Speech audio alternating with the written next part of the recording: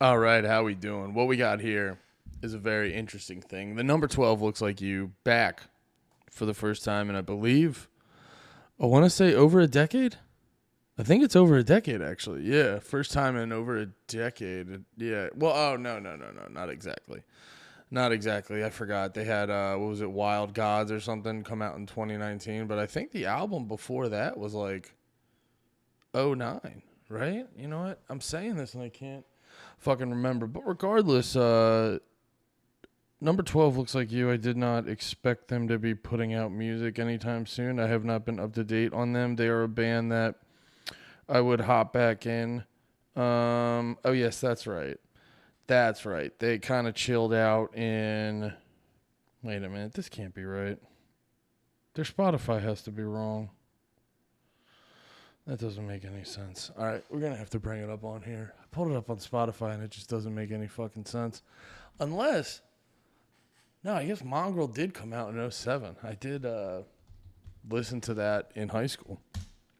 That was a big shift for me in high school because I wasn't listening to a lot of, like, crazy music like that. And then someone got me hip to the number 12 Looks Like You.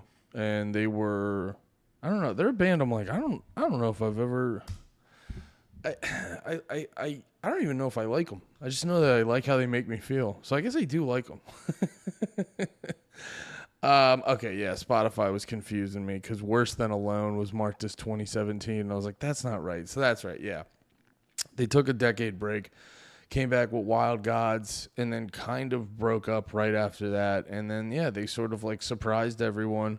They sort of surprised everyone with this release twofold. Because I didn't know there was going to be new fucking number 12 Looks Like You, and we'll realize it as we listen to it. But they have a bit of a switch up musically speaking. So let's hop into this song and check it out.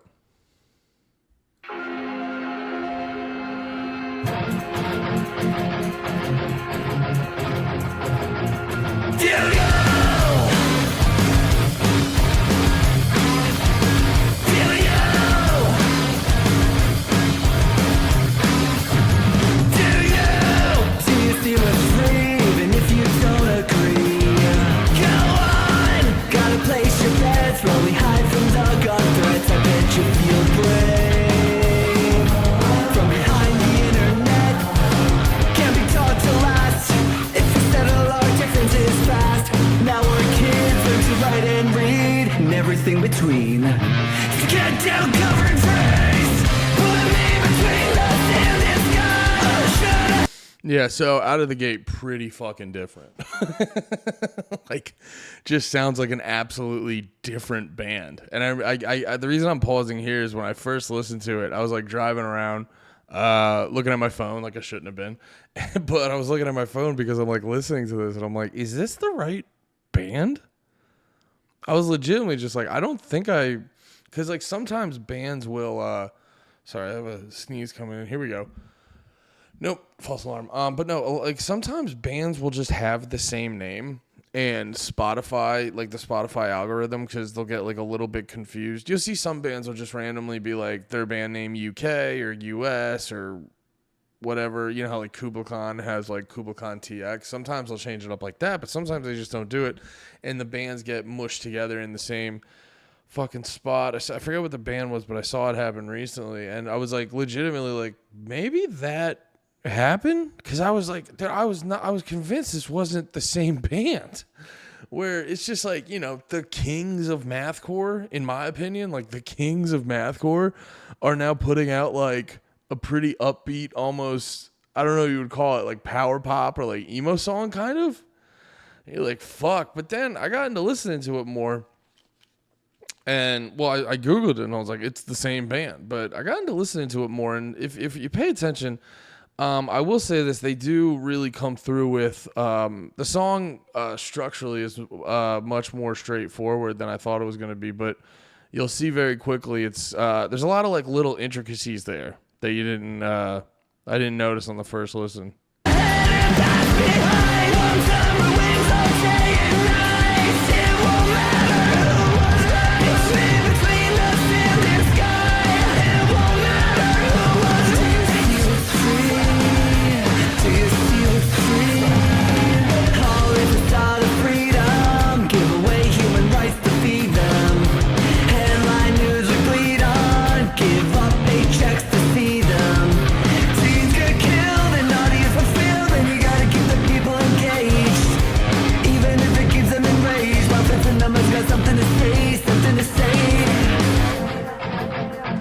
yeah, this was the part too I looked out. Guitar might have more than 6 strings. I didn't even think about that. But the drums have a really interesting setup where it's like a standard setup, but the toms are shifted to the right. And that's usually the sign of someone who's really good at playing the drums. Occasionally you'll have a weird drum setup that is just doesn't make any sense, and it's like, oh, you're probably doing that to like look cool or some shit like that. But something like this really lends to the fact that I'm like, he's probably just really good at the drums, and he probably knows something we don't know. That's why his toms are all the way over there.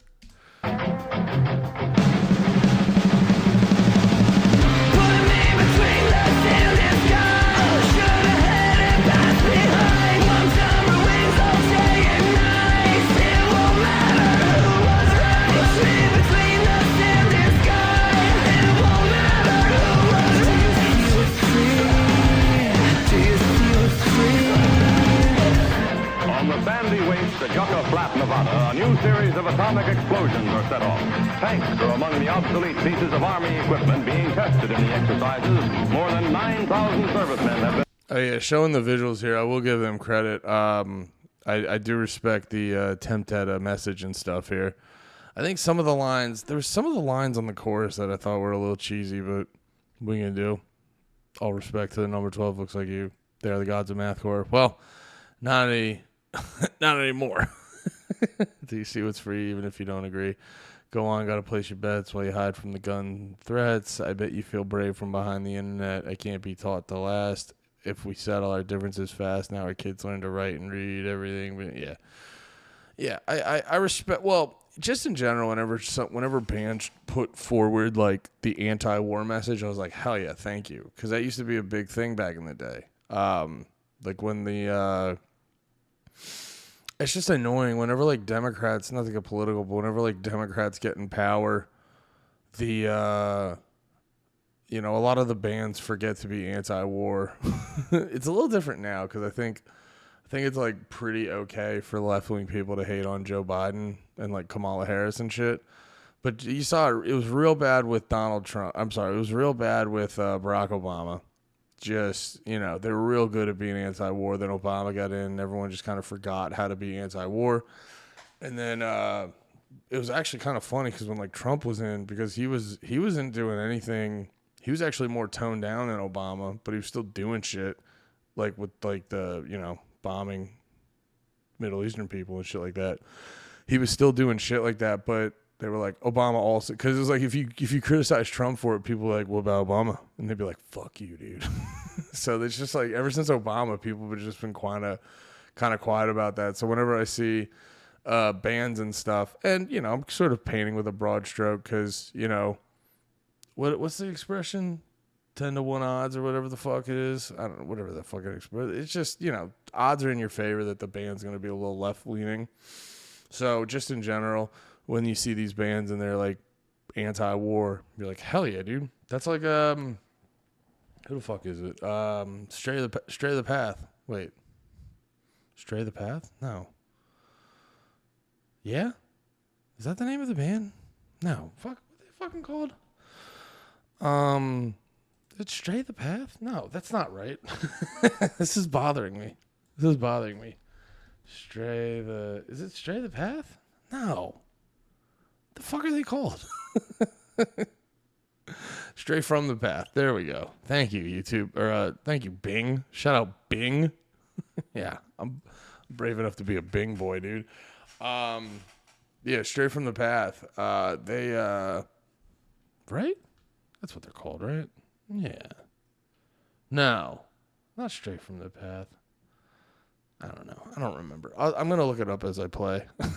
As I play this song. But there's this one band that's like, there's this one band that's like super goofy, like left-wing, liberal bullshit. You know what I mean? Politically, the band stinks. But they do songs where they are very oh yeah, it is Stray from the Path. Wait, are they from Long Island? No, they're not from Long Island, are they? That threw me off because their drummer's like British. I guess the rest of the band's from Long Island. But regardless, their politics suck ass, but they still are smart enough to be like anti-war, and I respect that and I appreciate that. You know what I mean?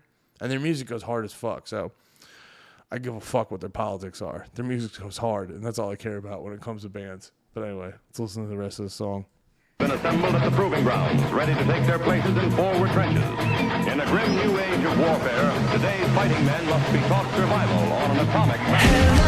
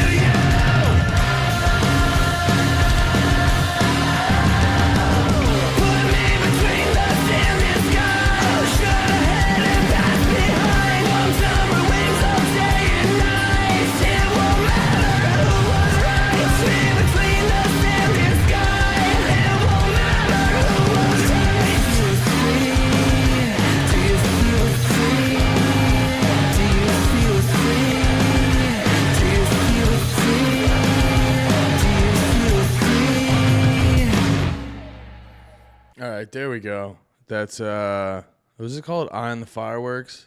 Eye on the Fireworks by Number 12 Looks Like You. Pretty good song. Really good song, actually. Really catchy. For the style that it was recorded in a way you wouldn't normally like hear that style recorded, so that was like very cool. Very cool to hear. Yeah, it was just a fun, like, upbeat song. Definitely a good song. But the weird part that I think has a couple people talking is it's from the Number 12 Looks Like You. And it's just like, I'm incredible. Like, the song on its own I like, but when you look at the broader context of it, I'm very mixed about it. You know, because it's like, you know, who the fuck am I? I'm a dickhead with 93 followers on this channel. Subscribe if you want to make that 94. You know, I'm just a dickhead with not even 100 followers, putting my opinion out there about bands and stuff. Who the fuck am I?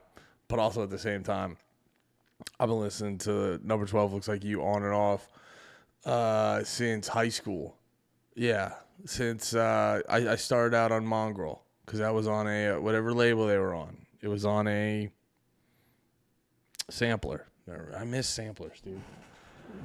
Oh, I missed the age of samplers. They were nice, but yeah, their album was on a sampler. I got that shit. I listened to the fuck out of it. It completely destroyed my taste in music. I became a fucking weirdo that really likes mathcore. I don't only listen to mathcore, but you know, I listen to a good amount of bands that, you know, you feel bad if you turn them on when anyone else is in the car. It's a lot of secluded listening, a lot of private listening, you know, but you stick with it because it's pure music. It's great. And it's the best because, you know, everyone else may think you're a fucking weirdo because you like mathcore, but you stuck strong. You're like, no, this is real music. This is honest, pure art. So you kept listening and you ignored those people and you got weirder and you got less fun to be around. But you stuck with it. And then you were rewarded by Number 12 Looks Like You in 2024 saying, we put out a new song. You're like, hell yeah. Mathcore never dies. Mathcore, you can never kill mathcore. Or nothing. And then they put out the new song. You're like, you're like, this is going to be the craziest song ever written. It's going to be so hectic. They're going to scream so much. It's going to be crazy. I'm not even going to be able to count all the time changes and time signatures. And then they put out the song. You're like, all right. It's not bad, but that's not what I wanted, dude. Like, I think the more I'm talking about this, I try to be even keel with these videos because it is at the end of the day, who gives a fuck? I just like talking about music. It's at the end of the day, who gives a fuck what I say? You know what I mean? But it is just, there is part of me that's just like, oh shit. Because I saw this dude on their Instagram was like, this is dog shit. I go, well, no, the song's not dog shit. It's a very good song.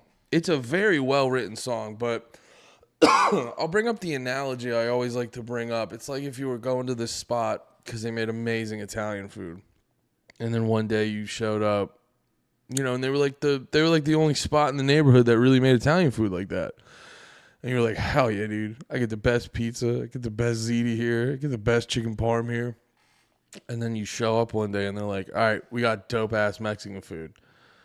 And you're like, that sucks ass. And you're like, oh, so you think the Mexican food's bad? And you're like, no.